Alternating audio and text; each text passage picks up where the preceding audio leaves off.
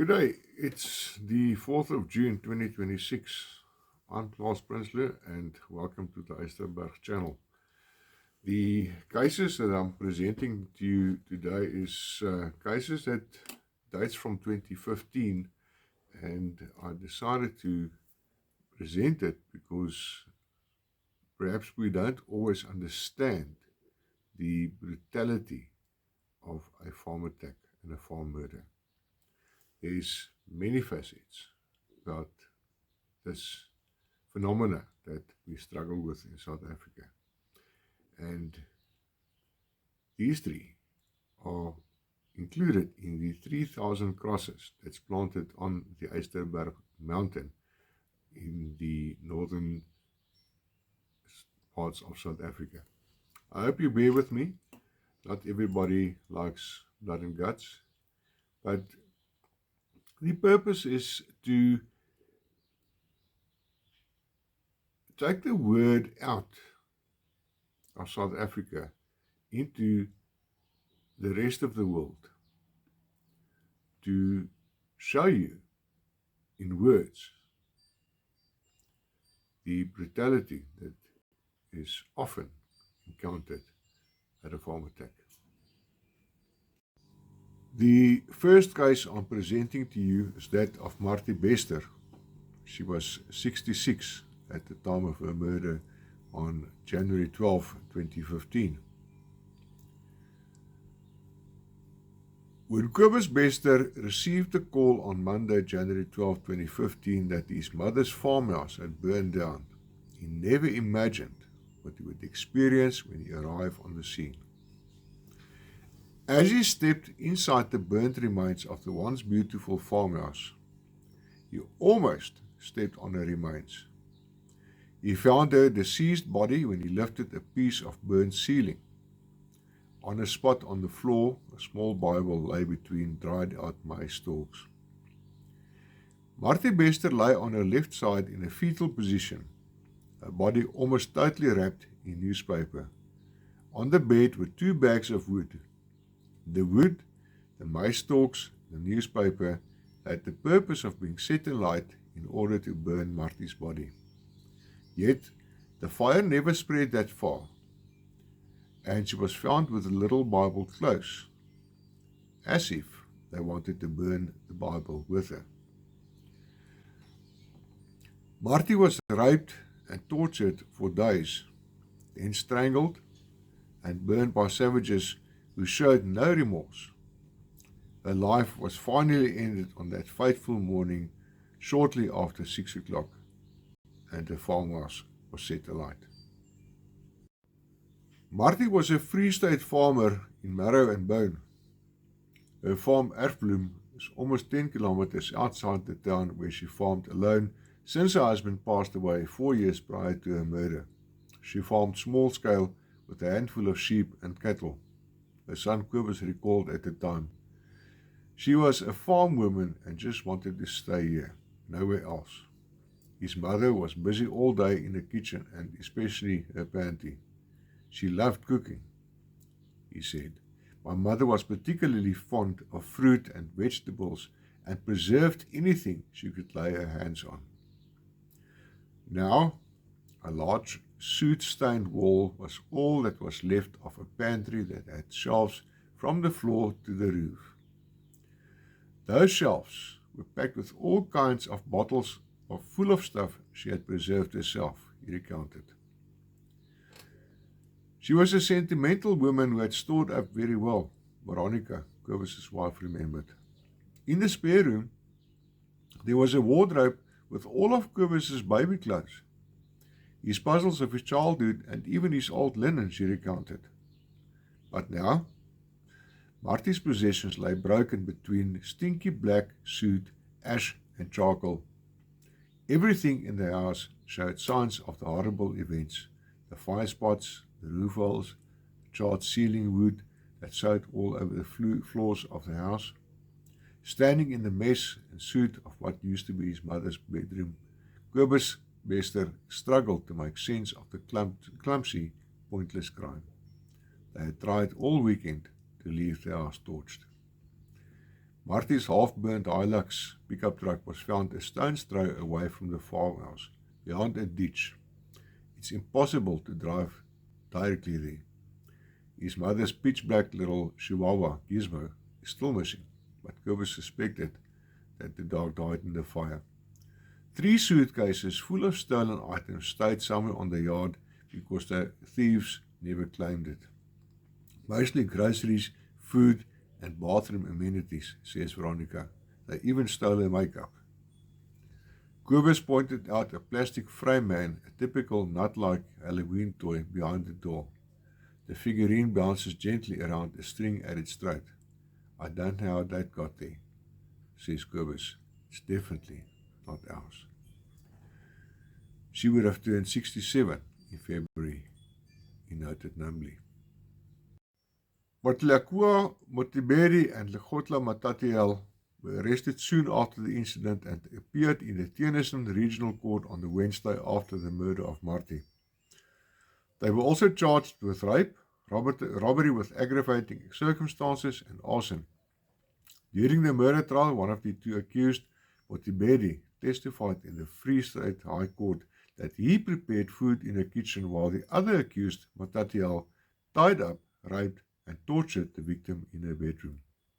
Matatiel did this while drinking whiskey belonging to the victim. Later they robbed goods and set the house above the victim on fire. The 2 men smiled at the media cameras in the courtyard, reported Volksblad. Captain Francois Louw of the Hawks in Bloemfontein took one of these suspects back to the scene. He was extremely arrogant, said Louw. He said they had strangled her the previous Monday and returned the whole week, every day, to eat there.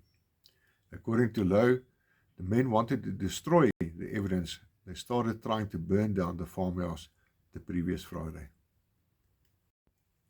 On the 28th of February 2015, Dr. John Louis Botha, a game farmer from the northeast Swartwater area in Limpopo, was brutally murdered by 4 attackers over that weekend of 28 February. The former medical doctor had started game farming in the region 15 years ago and was attacked sometime on the Saturday by the gang. He was alone at the time as the rest of his family was in Pretoria. When he failed to communicate with anyone through to Sunday, his neighbors were alerted and went to investigate. They found Dr. Botha's house standing open. Inside, the safe was open and there were bloodstains on the floor and walls. A search was launched and his body was discovered the next day in a waterhole only 700 feet away. His hands were bound and he had suffered a severe blow to his head. His daughter Red said on the following Friday that the post-mortem examination determined that a hard blow to his father's head might have led to his death. The suspects waited for him in his house. He was tied up and beaten several times with a shovel and sticks. They threw him into the pit and left him for dead. According to Red, her father was probably still alive when he was thrown into the water and tied up, tried to swim to the shore before he died. Crocodiles also started feasting on his body. A senior police officer, Colonel Ronel Otto, confirmed that Botha died as a result from the blow to his head. Colonel Otto also said that 4 suspects had been arrested the following Friday in the town of Groblersdal following an intensive investigation. They appeared in court on the same day. Dr. Botha's funeral was held in the local church. On the night of March 17, 2015, 4 perpetrators entered the house of Jakes van Deventer and his fiancée Monique de Souza at around 1 in the morning.